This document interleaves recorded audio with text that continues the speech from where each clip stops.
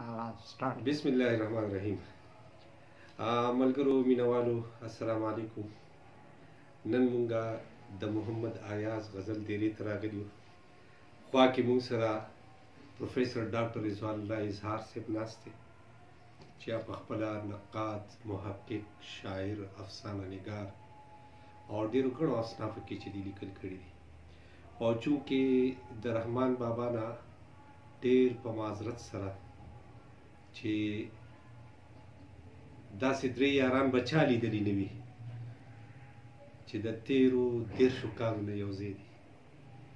نو دا مونږه هغه یاران، هغه ملګري چې د ډېر وخت نه، د دېرشو کالو نه هم ډېر وخته شو چې مونږه یو ځای یو. محمد ایاز غزل صاحب، پروفیسر ډاکټر الله اظهار صاحب او زه به ذات خود شکیل احمد نایاب، پروفیسر شکیل احمد نایاب، مننه چې نن مونږه د غزل صاحب نه خاص طور سره، یعنی چونکې د افسانه حوالې سره د هغه خپل ځانګړی نوم دی، د غزل ځانګړی نوم دی. نو نن مونږه د هغې نه چې دی د غزل اورېدو چې دی ډېر خواهش لرو چې هغې مونږ ته خپل چې دی کلام وړاندې کړي. نو ورځو محمد ایاز غزل صاحب. جناب، اول خو زه د ډاکټر اظهار صاحب او د پروفیسر شکیل احمد نایاب صاحب چې دا د ما ډېر پخواني زاړه یاران دي، د زړه د تل نه شکریه ادا کوم.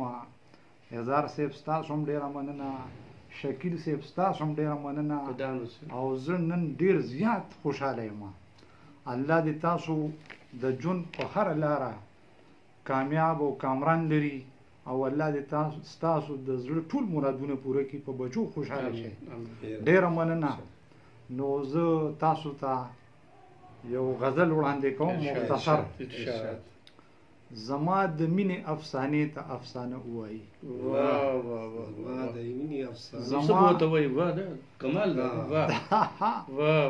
زما د مینې افسانې ته افسانه ووایي، یار لیونی دی حادثې ته زمانه. مننه جی نایاب صاحب.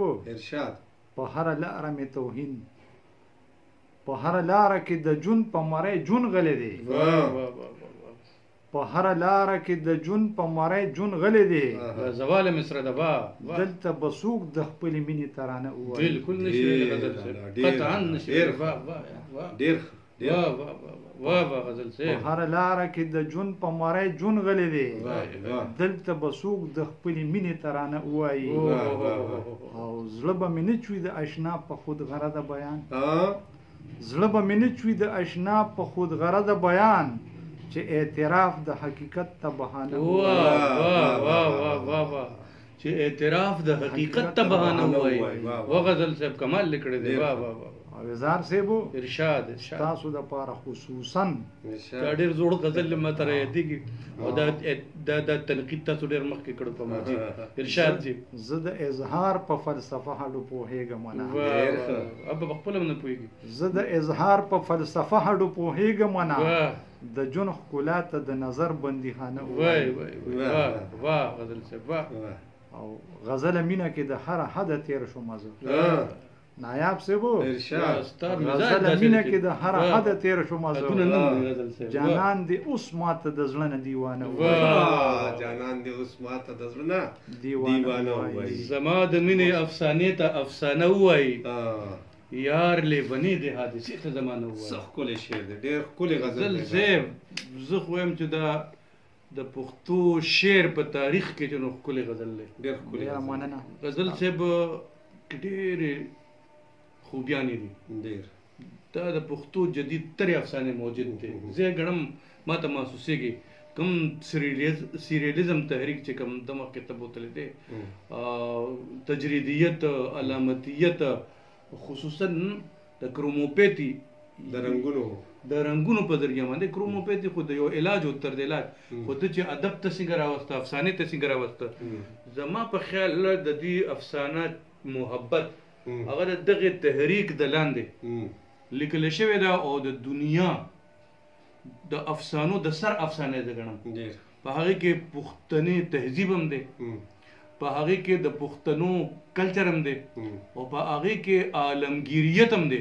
د دنیا په هر ګوټ کې د هغه حقیقت تسلیمیږي، او چې څومره وخت په وړاندې روان دي، زمانه وړاندې ځي، نو د دوی د افسانې هغه مقصدیت، معنویت او هنر هغه نور هم راښکاره کېږي. په هایکو کې ډېر لوی نوم دی د ښایستونو د صحرا وریځې د دوی د هایکو مجموعه ده، کړمارې د افسانو مجموعه ده، انتظار شعري مجموعه ده، د انتظار غرمه رنګینه شوله د دویمه شعري مجموعه ده، او اوس د افسانې یو بله مجموعه د دوی ده غیر مطبوعه ده، د اسمان په ګاونډ کې. موږ ته پته مې و چې بار بار د خوندونه والو. او بل دا چې د اردو د شاعرۍ مجموعه سیسکیان دا غزل چې د یو پښتون په حیث باندې ډېر لوی خدمت دی. ما ته هغه هایکو را یادېږي چې نن یوې پېغلې ته همزولو ویل تا به یوه ورځ سمندر لاهو کې مور دې په پیو کې اوبه ګډوي. غزل صاحب که ستاسو اجازت وي نو ستاسو په یو دوه شعرونو د پروګرام اختتام وکړم.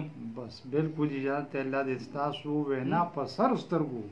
غزل صاحب وایي چې لکه د شمعې به د اور لمبه په سر ورځمه، ژوند به پې غم کړم چې دا ځل په اختر ورځمه.